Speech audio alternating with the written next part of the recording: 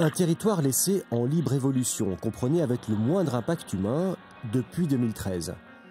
Encore trop tôt pour tirer un bilan au rythme sénatorial de Dame Nature, mais déjà des signes de réensauvagement. Ici, en 8 ans, qu'est-ce qu'on a pu constater?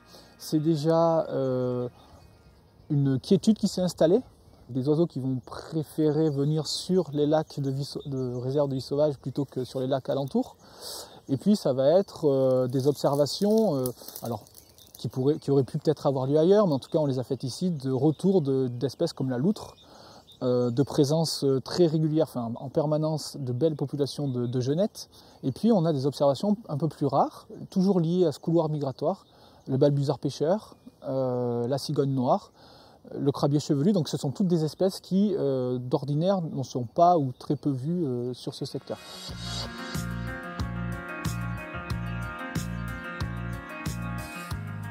Propriétaire de 5 sites en France, l'association n'aurait pas pu constituer ses réserves de vie sauvage sans un réseau de quelques 20 000 donateurs privés. Car protéger la nature peut s'avérer particulièrement coûteux.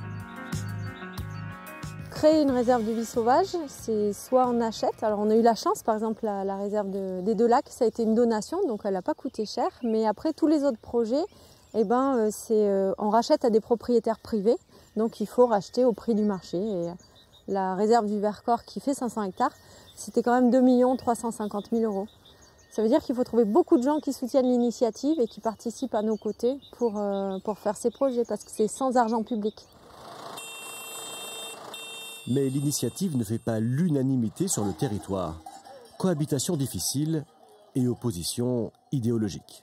Nous, on se pose la question, on vit sur ces territoires, au nom de quoi on vient nous imposer des choses? Il y a toute une économie qui existe dans nos territoires ruraux. Et souvent, l'impression qu'on a, c'est que cette protection est pensée par des urbains qui oublient que ces territoires sont vécus, ces territoires sont facteurs d'économie. Voilà, et on ne voit pas bien comment une réserve intégrale peut contrebalancer ça. L'objectif n'est pas de transformer la France entière en réserve de vie sauvage.